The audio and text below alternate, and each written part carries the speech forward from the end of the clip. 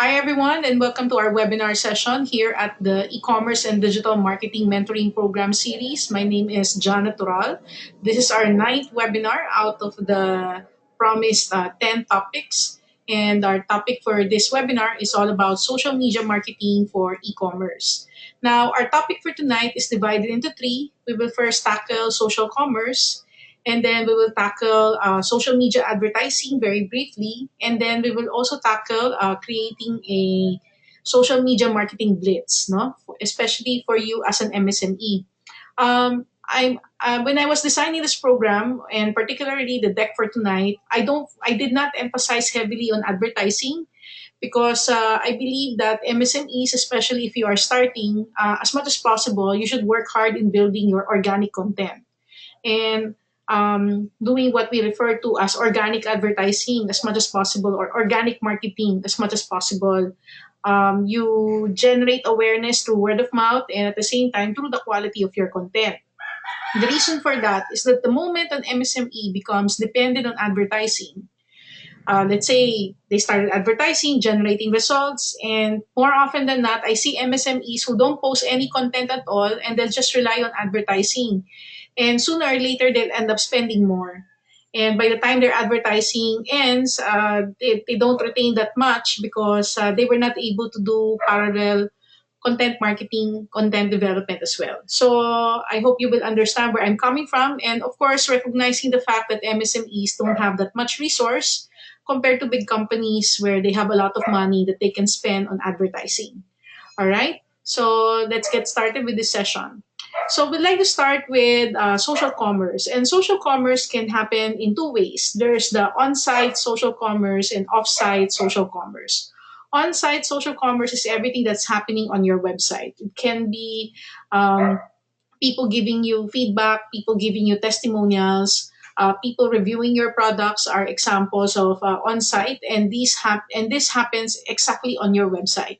So you can have a review feature there, or maybe you're allowing people to post comments, you're allowing people to share the page to their friends, no, among other things. And when we talk about off-site social commerce, it's what people do on their channels, on their social media accounts where you don't have a direct control on.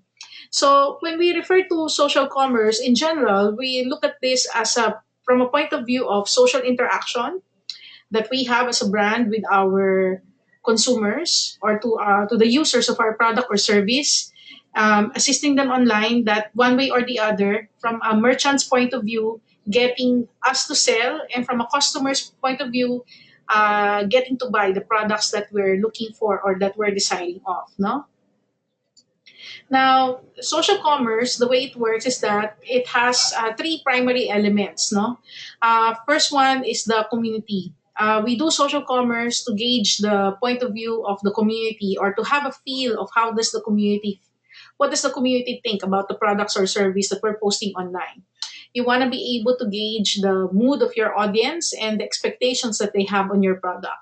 For example, if you are a frequent user of Pinterest, you can actually use Pinterest to look for products online and to see what's new, so that if you are an avid user of the platform, you can start pinning and look at products or services that captures your attention and pin them. But at the same time, if there's a product that you're eyeing on and you want to have an idea whether what do people think about the product. For example, I was looking at this dress and I really like I really like dresses that are that yung parang ano siya, yung uh, I don't want to call it angelic like, no? Pero parang basta merong ano, may allure, no? I don't like dresses that show skin that much, but I like dresses na yeah, medyo long, tapos covered yung skin, pero at the same time, ano siya, hindi naman siya mukhang old maid tingnan, no? Parang gano'n. So I was looking at some of the dresses, and this one captured my attention. So meaning, if I like this dress and I would like to explore and I want to remember this dress, especially kung magpapagawa ako in the future or hahanap ako ng inspiration na kagaya sa kanya, not exactly in white but maybe in other form or in other color, then I can pin it and I can ask people what do they think about it, and more or less gauge what the point of view on the product itself, no? So so if you are a product creator and you have developed products and you want to have a gauge of what people think about your product, then you can use platforms like Pinterest to post, spread the word, of course, using the appropriate hashtag, make sure that people will be able to search it, and hopefully for buyers who already know how to use the platform when searching for products and services, hopefully they will be able to stumble upon your product. So Pinterest is a very interesting community. I must admit that it's very niche. It's not your usual community where you would market your products and services because there are not that many who, although it's a popular platform, pero parang unlike kung si Instagram, may pagkapangmasa siya, si Pinterest parang medyo ibang community siya. Kumbaga, kung si Metro Deal pangmasa, si Deal Grocer ibang market siya. So parang I would somehow compare Pinterest parang deal grocer siya while si Instagram para may pagka metro deal, no, if I would put it in some if I would put a comparison to it, no. And of course, another thing that we use social commerce for is to come up with what we refer to as social proof. And in this case, for example, for Shopee, I know how many of you buy from Shopee or sell via Shopee. Meron ba sa inyo nagbebenta doon or bumibili sa Shopee?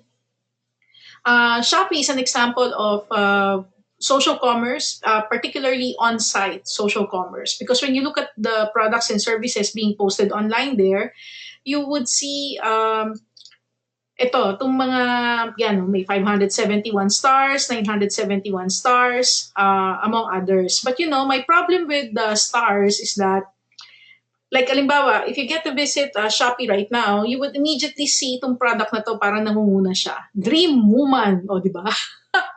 I was really laughing when I saw this, no? Dream Woman 7-day slimming set, no? And then, yeah, that one really caught my attention. And so I opened it. And I was curious, saan nanggaling tong 571? And for me, dito ako parang medyo na-deceive, no? Kasi 571 siya, hindi dahil sa 571 thumbs up on the product, but 571 commenting on the seller. Like, the seller delivers on time, excellent packaging, good service, not really on the product itself. So I hope that if I will be able to give feedback to Shopee, I think um, yung mga stars, I think dapat siguro mas reflective more on the product. Of course, you have people hearting it, no, 462, and then there's this other product that has 997 stars and 908 people hearting it. Pero it's not really indicative whether people are giving those ratings because they really love the product or they just love the seller. And loving the seller and loving the product are two different aspects altogether, no? Kaya doon ako medyo challenge, no? Especially if I would like to buy a product, especially if it's something where the benefits are promised rather than you getting it right away. Unlike when you're buying jewelry, you see the picture of the jewelry, then more or less okay na yon, no? Alam mo na pa nakita mo yung product, yun na yon. Pero kapag yan, lotion, shampoo, supplements, where all the wordings there are more of a promise, no? Na promise na ito yung ma-achieve mo, and then you see all of that and the comments, instead of saying na okay yung product na yan, nasubukan ko yan, talagang nag-ano siya, no? Dun ako medyo na-challenge sa kanya. Okay? But of course, if you will be able to use it right, no?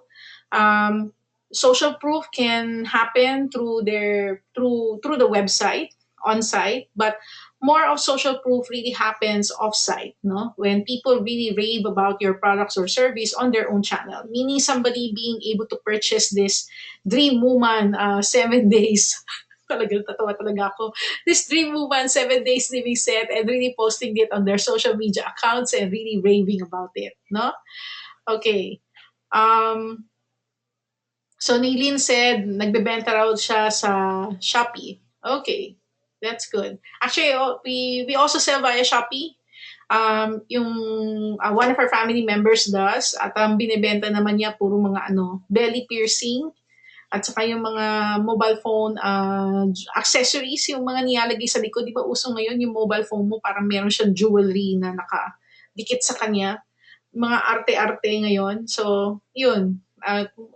Apparently, talagang mukhang may bumibili na sa Shopee, no? And of course, sa Instagram siya kasi nagsimula. So, from Instagram, nag-crossover na siya to Shopee.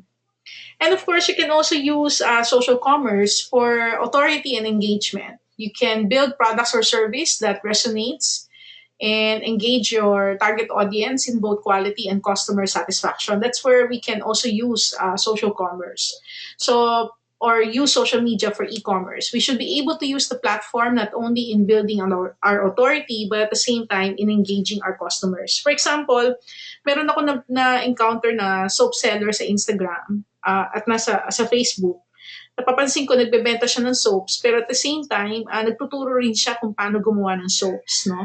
And I felt na and I have one student also who specializes in baking cakes, no? Yung talagang artisan na cakes. And then nagbebenta siya pero at the same time nag-organize siya ng mga lessons na may mga pumupunta sa kanya parang tinuturuan niyang gumawa ng mga artsy na cakes, no? So for me, yung approach na yon, nakakapag-build siya ng authority kasi yung target customer niya mismo, nagiging attendee niya.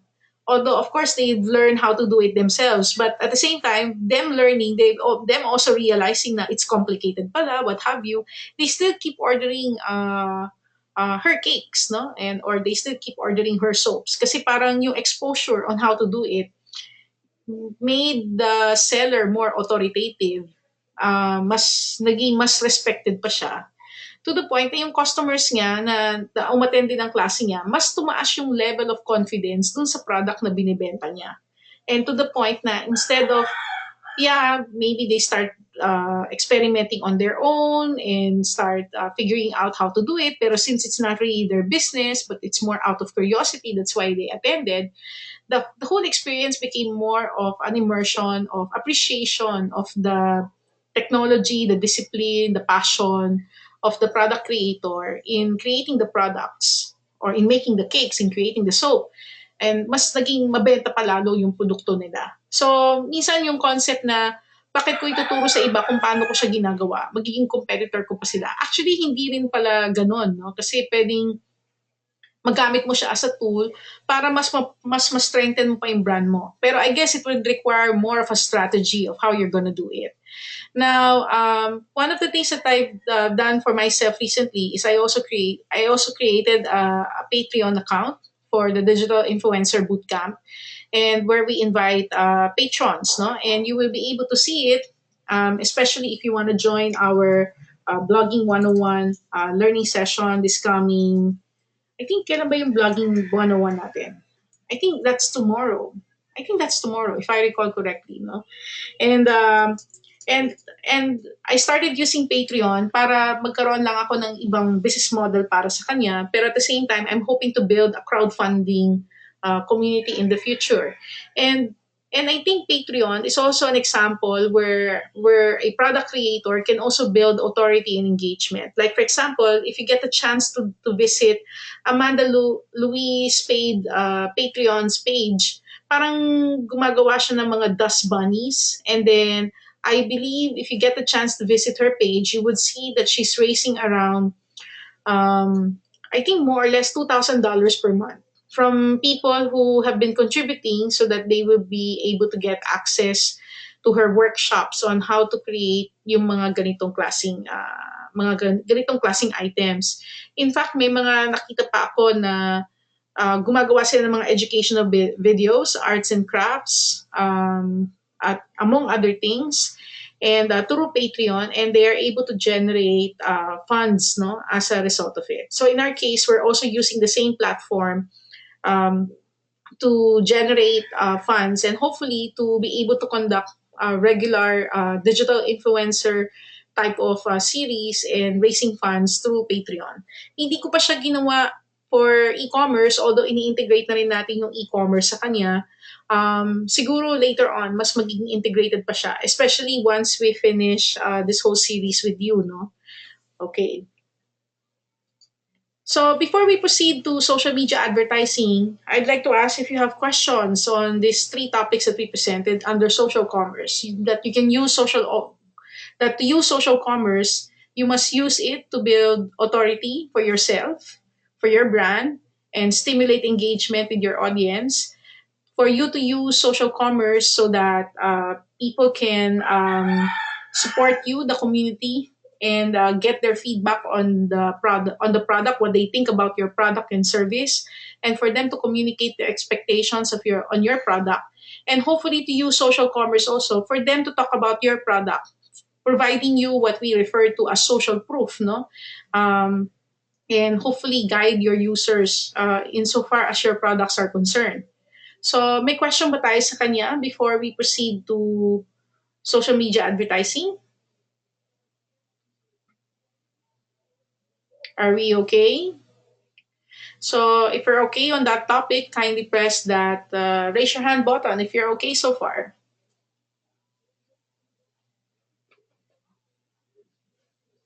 Okay, thank you very much. So let's proceed to our next topic, which is all about social media advertising.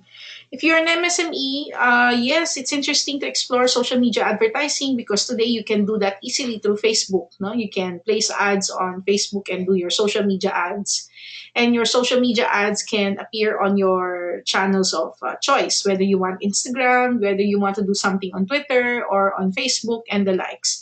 But for this session, I'm going to focus more on the two popular platforms, which is Instagram and Facebook. So let's start first with how social media advertising usually takes place.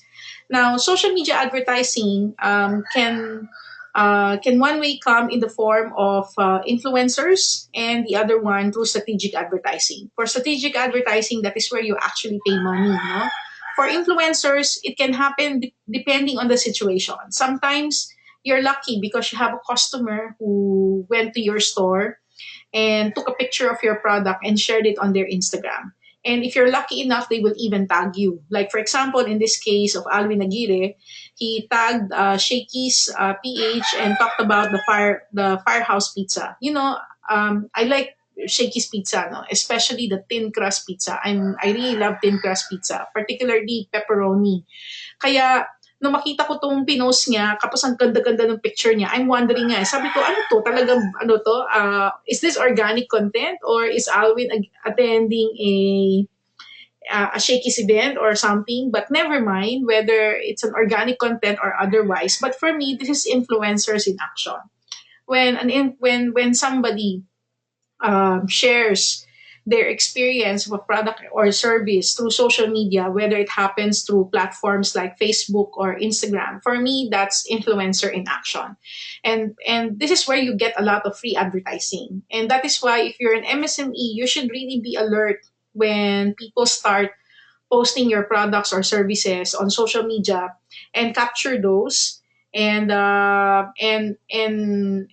see how can you capitalize on it. That is why yung current regulation ng Ad Standard Council on how you can use the content published by users for as long as you'll not modify the content, I think it's okay, no? And although I would suggest reading up on the Ad Standards Council guideline kung paano siya mas dapat gamitin para hindi kayo ma-technical for abusing user-generated content to your advantage because your competitors can file a complaint against that. Now, of course, another way of doing it is to do strategic advertising. Now, if you kind of like marketing and you've been you've been sharing, liking, marketing type of content, it is likely that you've seen the ad of IIDM, the Certified Digital Marketer Program. If you're familiar with that, yan yung program na basta medyo high-end siya, no? Na if you want to learn digital marketing and take the whole thing, ito yung parang medyo high-end na program and you will see a lot of their ads.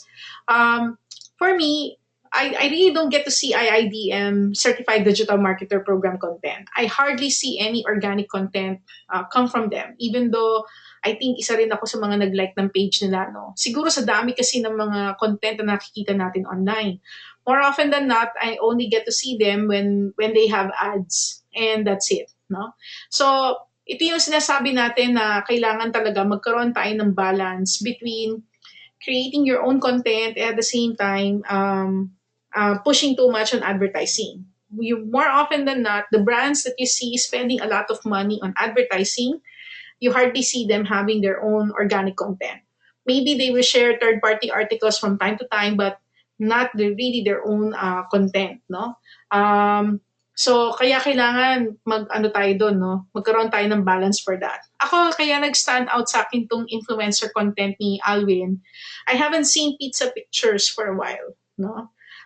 Usually for me, deciding where to buy pizza is really more influenced by ano yung pinefavoran ng family members or ano pa yung hindi namin na-try. But upon seeing this photo of Alvin posting the Firehouse Pizza, I think if I'm gonna buy pizza one of these days, I think I want to try this out. No, and we've been trying Domino's in the new outlets for a while, but I think I want to try Shakey's again and give this a shot. No, so anyway. The point there is social media advertising can take in these two forms, whether you work with individuals or what we refer to as influencers, whether it's a paid content or a subtle content presentation, or you really go all the way and go for advertising. And strategic advertising on Facebook can also take place in the form of an Instagram post. Kasi di ba pwede kang mag-click no, and say that you want your ads to also appear on Instagram. Now, if you want to advertise on Instagram, these are some of the advertising solutions available right now for Instagram. And of course, you can post this and commission this through the Facebook platform. No? So whether to get people to click on your website, yung mga Instagram ads na pointing to the website, usually pag nakita mo sila, parang meron lang nakalagay na button sa baba na learn more. And if you click on learn more, it will take you to the website. For me, my challenge with Instagram ads that has clicks to website is that it's parang hindi ako ganun how do you call it, fully convinced, no? Kasi di ba tayo, nasanay tayo by default sa Instagram na walang clicks that you can click on. Yung mga links parang hindi siya clickable. Parang yun yung nakasanayan natin na behavior ng Instagram. So tuloy, kahit na nakakita ka na ng ads, rare yung possibility or not too many people will really click on it by default because more often than not, they don't really get to spot na sponsored pala siya. And na-clickable pala siya unless you can really prompt it na click on the image to see to visit the website, unless you would put that as part of your ad copy, asking the people to click on it. Pero more often than not, we don't do that. But nevertheless, if influencer style ang presentation mo, then pwede siguro na mag-work pa rin siya, no? Of course, you can do mobile app install, video views, page post engagement, conversions, and of course, you can also use it for mass awareness. So there are many ways that you can work with Instagram for advertising. And then for Facebook, they now have what they refer to as the Facebook dynamic ads. And for Facebook dynamic ads, what happens here is that if you have a website and you have a product catalog, you would want to upload your product catalog on Facebook. And it will allow you to do three things. No, you can reach more shoppers by showing products that is tailored to their interests, whether or not they have been able to visit your website or not. You can also retarget shoppers to complete the sale so that you can remind website shoppers of the items they viewed but haven't bought. So ibig sabihin, if you're implementing Facebook dynamic ads, let's say you show a dress at kinlik niya yung dress, pinuntahan niya, o kahit na hindi siya nakakita ng ads, pero nakalogin siya sa Facebook niya, pumunta siya sa website mo, meron siya tinignan na dress or shirt, hindi naman siya bumili. Pagbalik niya dun sa Facebook account niya, pwede na niya makita ulit yung dress na yon o yung shirt na yon para ma-remind yung person na to na, oy, tinignan mo tong product na to, balik ka ulit para bilhin mo na siya, no? And in the process, you will be able to contact people who have been to your website to reconnect with them, no? Whether on mobile or desktop, for follow through. Now, if you want to implement dynamic ads, first you need to install the Facebook Pixel on your website. This is a code that you need to add on your website. If you're using WordPress as a platform, there is an area there where you can paste this along. You can add the plugin para malagay mo siya, or i-edit mo siguro yung header mo. More often than not, your header PHP, and add the Facebook pixel there para automatic lahat ng pages mo, or if you want to target specific pages, na pwede siya magkaroon ng Facebook pixel. Pag specific pages, pwede rin siya, no? Depende siguro kung ano yung PHP file na associated dun sa section or portion na yun ng website mo, no? Um, if you have a mobile app, you can install the Facebook SDK in your mobile app, and don't forget to set up your business manager account, because without a business manager account, parang hindi ka makakapag-upload ng products, no? So once you have your business manager account, you can start uploading dun sa product catalog, and you can start working on your ads from there. Okay. So do we have questions for Instagram ads or Facebook ads? Actually, kung kailangan nating makakita ng sample, yung kagaya ng mga ganitong ads, no, tung sa Certified Digital Marketer Program, more often than not, apart from it being your interest, it is possible also na kaya siya lalabas sa'yo, pwede napuntahan mo yung site, tapos hindi ka tumuloy, hindi ka nag-fill up ng form or anything, and therefore you are also being reminded. That is one way of how Facebook ads will work, no? Kung gagamitin natin tong example na to specifically.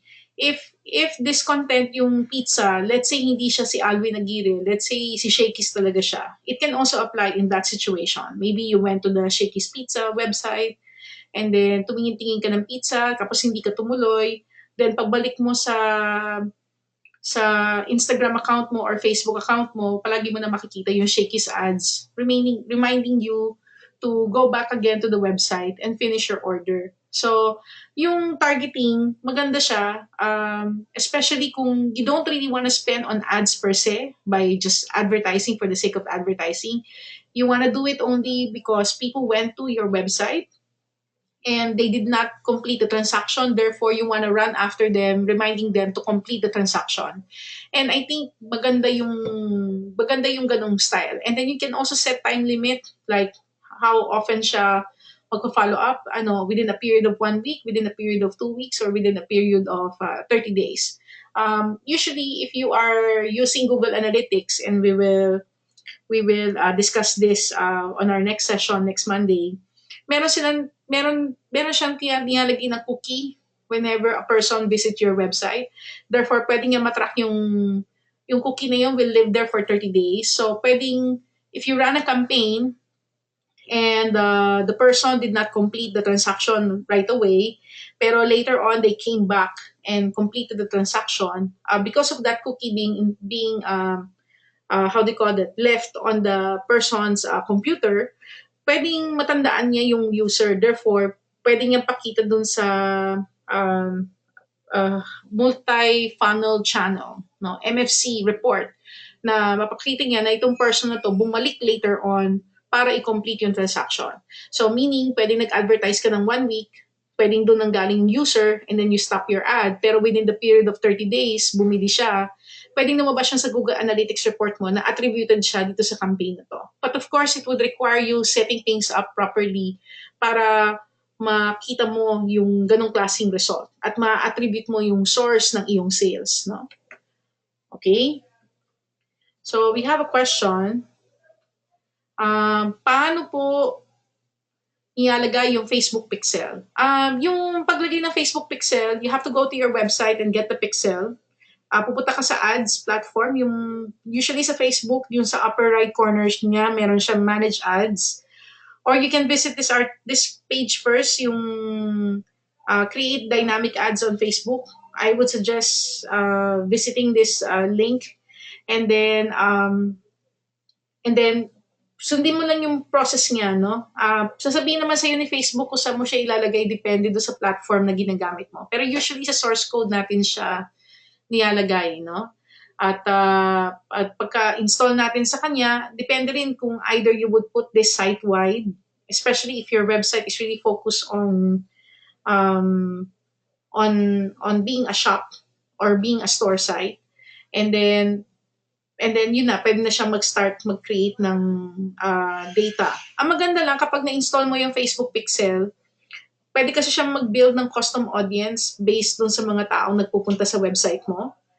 So, pwede ka ngayon makapag-create ng mga similar audiences, no? Depende doon sa behavior ng users ng ating website. Now, of course, you can press the raise your hand button if you want me to unmute your microphone. So you can ask your question para mas personal, no? Nadine also asked, meron po bang na-hire na pwede mag-set up ng Facebook SDK app? I'm sure meron naman pwedeng i-hire. Yung nga lang, you must give that person access to your mobile app, no? Yung platform, kung saan siya nakalagay, no? Especially if you're hosting your code on a third-party platform, tapos doon mo pinifix lahat-lahat, tapos from there mo ina-upload, then you really have to give that person access to it, no? Wala namang issue doon. And usually, kapag nag-hire ka ng digital marketer na talaga may experience na mag-run ng campaigns for mobile apps or search engine apps, particularly catering to mobile apps, pwede rin niya yung gawin for you. Okay? And then, Susie asked, how do we replicate another site's audience? Normally, ang nangyayari, hindi mo talaga mare-replicate yung, kasi 'di ba, pag gumagawa ka ng pages, yung pages mo pwedeng meron naka-associate na website doon sa page na kinreate mo, no? So, pwede kang magkapag-create ng audience from there depending on your website's audience. And usually your website's audience is identified through your page. Now, kung kung kung gusto mong gumawa ng custom audience based on a set of keywords that can include the keyword of a website. Like for example, let's say gagawa ko ng isang payment gateway platform at gusto kong ma-target yung mga users ng PayPal. Of course, hindi ako makakapag-create ng custom audience coming from the PayPal website by itself, but by the use of the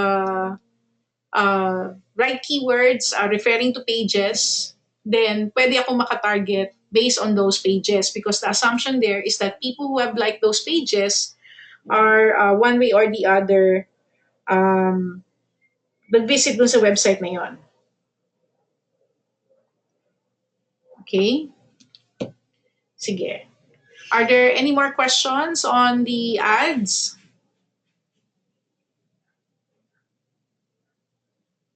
All right. So let's talk about creating a social media campaign, no? Ito yung tinatawag nating blitz, no? So yung blitz, kaya tayo nag-explore ng ganitong topic para kung gusto nating mag-run ng organic campaign, especially when working with an MSME. You know, pag working tayo with an MSME, madalas first time nilang gumagawa ng website, naglalagay pa lang sila ng content, and then kadalasan very fresh pa yung kanilang Facebook page, at doon pa lang sila talaga nagsisimulang mag-marketing. Minsan tempted kagad tayo na sabihin sa kanila na gumastos ka sa ads, no? Pero ang suggestion ko, kung mapera yung MSME mo, bakit hindi, no? Sige, mag-add siya. Pero for most of the MSMEs, especially if they are provincial MSMEs, money is not a luxury that they have, no? Talagang they really hold on to every single penny that they have. So as much as possible, you don't make them dependent on advertising right away, but you work with them, utilize and making them tap their own network their friends in generating their first set of customers, whether they are friends, family, and hindi naman siguro strangers, no? So I would like to reflect dun sa, I will show to campaign experience, and I will also reflect on yung isang campaign ko for the MSMEs, for those that we got the chance to work with sa Cebu, no? So, and I think I've mentioned this several times already also. So recently, last January, we had our e-commerce entrepreneur summit. Itong e-commerce entrepreneur summit ito, I've been doing this for the past 8 years, 9 years, no? So medyo matagal-tagal na yan, no? Although nung una parang e-commerce summit lang siya, and then I rebranded it as an e-commerce entrepreneur summit. And then I've done this event in Cebu 3 times already. The third time was this year. But for the first time, we also brought it this year in Baguio and Davao. Um, in 2013, I used to organize events na every weekend meron ako mga nangyayaring events. Pero first time kong ginawa na in 1 month, 4 Saturdays, summit type of event siya. Pag sinabi nating summit type, yung audience mo from 70 to 100 participants. And this time, I don't want to be dependent on advertising, because in the past, whenever I have events, I would be spending around 30,000 pesos on ads, and while at the same time doing our organic marketing. So sabi ko this time, since I'm working with MSMEs, I really want to prove a case study na hindi ako gagastos ng malaki sa ads, and work with doing organic marketing. And at the same time, really letting my students do much of the work kasi project nila yan, no? Pero ganun pa rin, no? I ended up panicking and really made the hubble, a lot of hubble using social media. So, remember, yung tinatawag nating buyer's journey. Can you remember the 3 components of the buyer's journey? Ano yung 3 stages ng buyer? If you remember, there's awareness, consideration, and decision. If I market a summit and say attend a summit, that is a decision content because I'm asking you to make a purchase. So I have to go through the process of doing awareness, consideration, and decision. So this program that you joined in, itong e-commerce and digital marketing mentoring program for MSMEs that started back in December, was actually part of our campaign for the e-commerce summit. No, it's part of our awareness content marketing campaign. So uh, kaya at that time, if you remember in the earlier parts of the summit, the moment you join, at the end of the program, you get invited to attend the e-commerce entrepreneur summit. So that's one of the ways. So educating the market, making them realize that they have a need for e-commerce, or maybe entertaining their concerns on e-commerce, and hopefully in the process encourage them to join the summit. And then, of course, nagkaroon din ng consideration content. Consideration content happens where you thought or you decided na, yeah, maybe I need to do e-commerce, pero to whom do I do it, or what are the things that I need to consider? So maybe you will start looking at case studies, examples, and trainings, and all the other areas where you can learn from it. So consideration can come in the form of reading articles, watching videos, joining e-learning programs, including events that you could possibly attend, no? And then decision content would be more of where do you want to go, no? And what path are you going to pursue? So in our case, we use the summit program. Apart from creating awareness, we also use our students as case studies by talking about their projects, no? And then after the summit, we also talked about the trip that we took recently sa Singapore and Malaysia, promoting the works of our students. So what started out as a campaign for the e-commerce entrepreneur summit, I think later on nagiging campaign na siya, although subtle, is to encourage students to look into our certified e-commerce specialist entrepreneur and professional program. And then na-realize ko in the past 2 sessions, we've been getting Q&A questions about our 1 year program, no? So parang naging subtle na dun siya pumunta. So all of a sudden, imbis na yung ending program papuntang summit, biglang yung ending na idea is papunta na dun sa 1 year program. So, but anyway, all of these are part of a blitz. So nangyari siya for a period of 30 days. At nandito na tayo, no? Papunta na tayo doon sa 10th week. no, which is the e-commerce analytics. And so far, because of this, apart from getting sign up for the summit, we're also getting sign-ups then for the 1 year program, no. So, and that us without really spending so much on advertising. Although eventually we also spent money on advertising, pero not the big way that we used to spend it. I think we only spend mga 2,000 pesos per location. So I think we spent less than 10,000 or maybe siguro maximum hanggang 15,000 to promote the 4 summits: Manila, Baguio, Cebu, Davao, the Singapore trip, and the Malaysia trip. Yung para to get participants also for our meetup events there, no? Pero a big part of it is really spent on the education, which is getting people to sign up for the mentoring program. Now, one of our students na parang siya yung lumabas na pinakasikat during the face-to-face e-commerce and digital marketing mentoring program for MSMEs, which first took place in Cebu, was Chitang's Torta. Chitang's Torta actually is a small store, one store in Argao, Cebu, and what they do is torta. If you're from Manila, more likely you don't know what torta is. So yung torta sa kanila is this thing. Sa Manila, it's more known as mamon, no? And of course, tayo ang context natin ng mamon. Yung mamon sa atin parang Goldilocks, yung mga malambot na mamon, no, na very buttery. Chitang's torta as yung torta nito, medyo kakaiba siya kasi may halo siyang lambanog. Kaya pag medyo nasanay ka dun sa mga mamon sa Manila na matatamis, malalambot, na parang sorry pardon the term, yung parang hangin, yung parang napipisil mo talaga tapos mapapaliit mo siya. Medyo ito kakaiba yung experience kasi yung torta sa Argao parang malaman siya, no? So hindi ito yung parang basta napipipi na mapapaliit mo siya. And then at the same time nga, yun, may halo siyang lambanog. So parang it's a specialty. So usually people who go to south of Cebu, particularly who go to Argao, usually medyo parang suggested sa kanila lagi, bumili ng Chitang's Torta. So, naging student sila for the program. So, part of the requirement sa kanila is to run a 30-day blitz. So, a 20-day blitz actually. So, yung blitz niya, ganito ginawa niya. Ang first niyang pinromote, yung delivery nung torta, no? Pwede na mag-deliver. And then, nag-announce din sila ng holiday promo na 40 pesos, you buy one mamon, pwede ka na magkape, no? And then, remind niya ulit yung kanilang delivery and giving a second number. And then, talked about the torta para for people who are not aware of it. And then, nagkaroon din siya ng yung, kasi, ang product, you don't just talk about the product per se.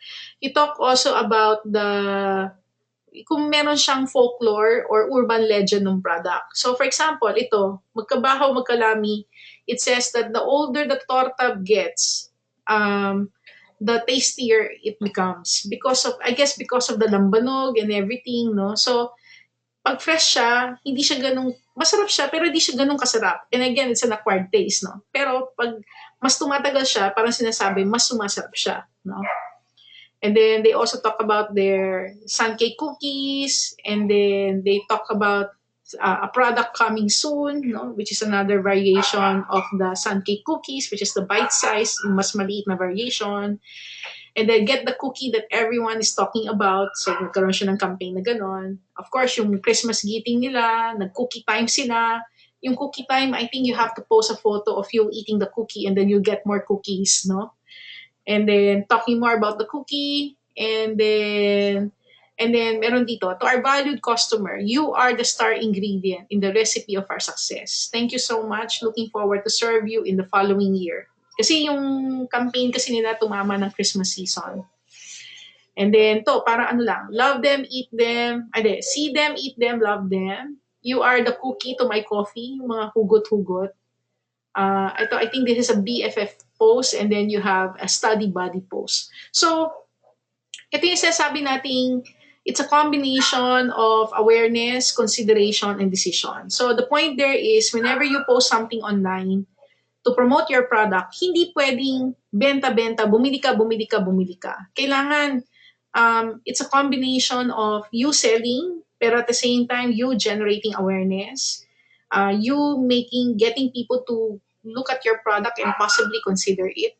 So, kailangan nagbabalance-balance ka. So far, maganda naman yung naging experience niya doing a blitz. Did not spend a single money on advertising, talagang relying on social media.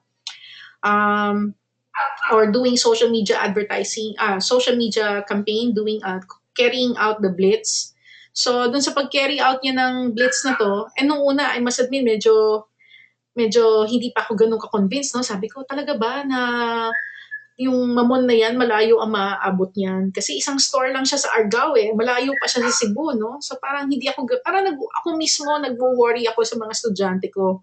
Kasi yung mga naging estudyante ko sa Cebu, they're quite, medyo weird yung mga naging case studies nila eh, no? Merong printer repair, merong nagbebenta ng travel, meron nagbebenta ng ano ba yung binibenta ng isa? May nagbebenta pa nga ng casket. So medyo kakaiba talaga yung mga case study.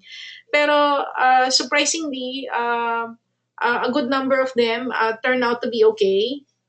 Maganda naman yung may nagbebenta pa nga ng soap din, no? At taga-Argao din. So in their modest ways, doing organic marketing by carrying out the blitz, they have their own share of success. Pero I think ang isang critical factor dun sa success is that pag-post mo sa social media, lalo na kung bago kang MSME, kailangan i-share mo rin siya sa profile mo. Tapos pag nag-share ka sa profile mo, you really have to tag your friends, no? You really have to tag people who wish you success. So ito dahil grupo sila, community sila, they allowed each other to be tagged. So they were in one class, there's 16 of them, so they gave each other permission to be tagged and supported each other by allowing it to be shared on their respective wall. Kaya kung friend kita sa Facebook, ito yung mga time na nakakakita ka ng mga torta ads sa wall ko, makakakita ka ng ads ng cellphone repair sa wall ko, at kung ano-ano pa. So, parang supporting each other, and at the same time, they also tag their friends and family. Of course, doing it in such a way na hindi naman abusive, no? And ang report ni Chitang Storta, parang compared to the previous year, nagkaroon siya ng 30,000 increase in sales from the previous year to this year. And then at the same time, marami siyang mga deliveries. No? Yun yung mga hindi naka-declare dun sa, I think yun yung hindi kasama dun sa 30,000 niya. No? Yung mga iba pang special deliveries, tapos nagkaroon na siya ng mga distributor. So, meron na siyang binabaksakan ng 5 stores or 6 stores in Cebu na nagbebenta ng Chitang's Torta, at kinontak siya during that period kasi nakikita nga yung mga promotions niya. And then, makakakita ka na rin ng mga pictures niya, yung pinupuntahan yung store niya ng mga tourist bus. Dati hindi siya dinadaan. Alam ko, dati hindi siya dinadaanan eh. So ngayon, because of him being active online, yung mga tourist mismo na nagpupunta ng Argao, nagre-request kung pwedeng dumaan sa kanya. So nagiging stop na siya ngayon para makabili ng products sa kanya.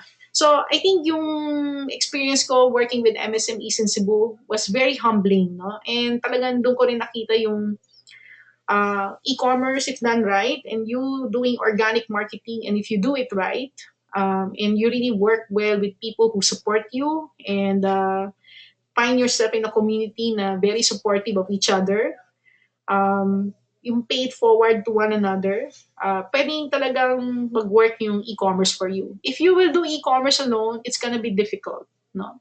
Pero if you're part of a community na lahat kayo nagbebenta, nagtutulungan kayo, tapos talagang you really support one another, I think mas mag-work yung ganung klaseng setup rather than you doing it alone. Pag alone ka, parang wala kang choice, ads ka. Pero if you're part of a community, then pwedeng mas malayo yung mapuntahan mo. Okay? So if you're gonna carry out a blitz, my checklist for you, reflecting on the 2 examples that I gave you, I hope I made it simple enough para sa mga MSMEs natin to carry it out themselves, is that you really need to create content for awareness, consideration, and decision phase.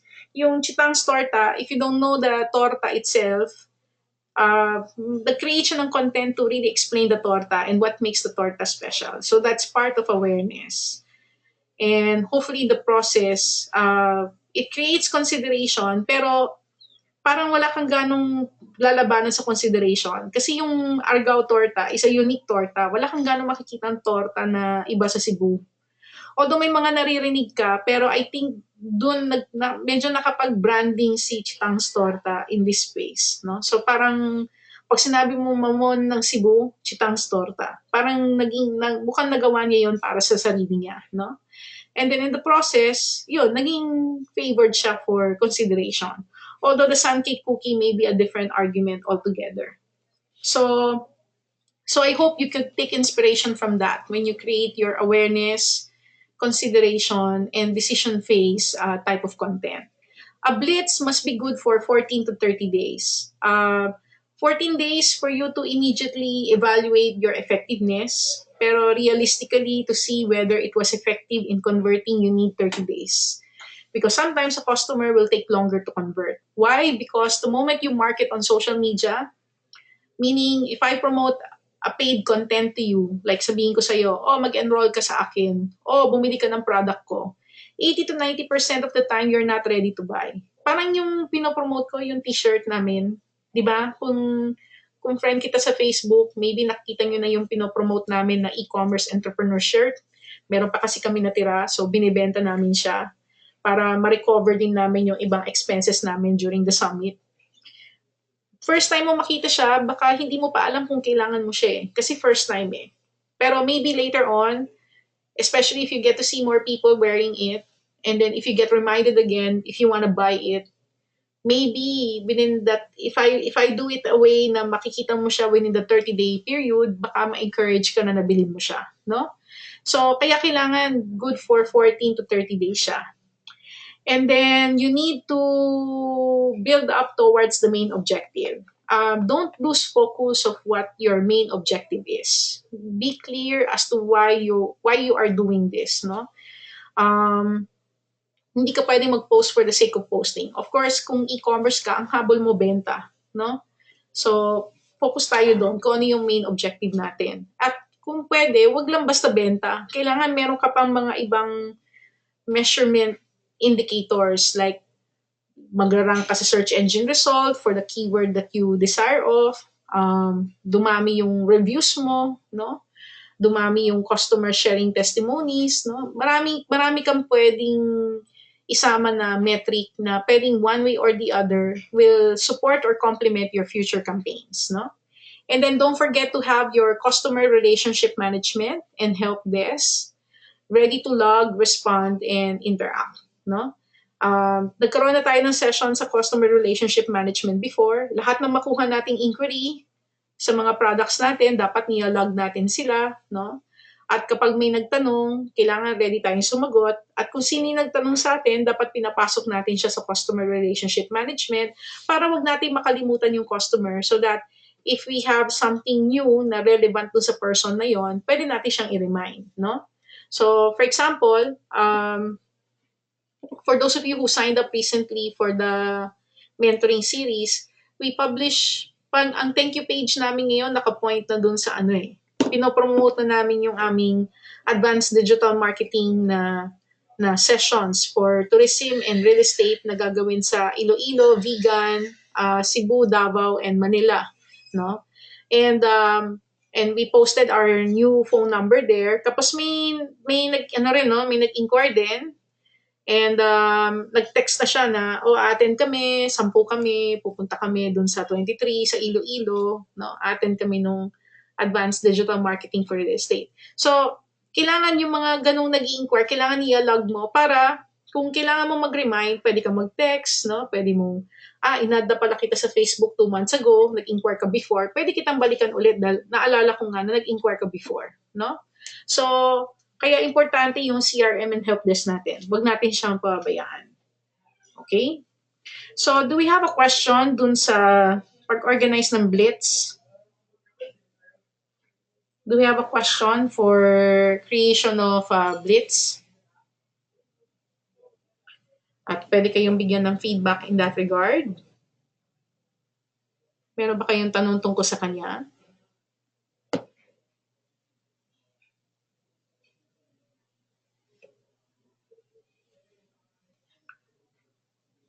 Okay? All right.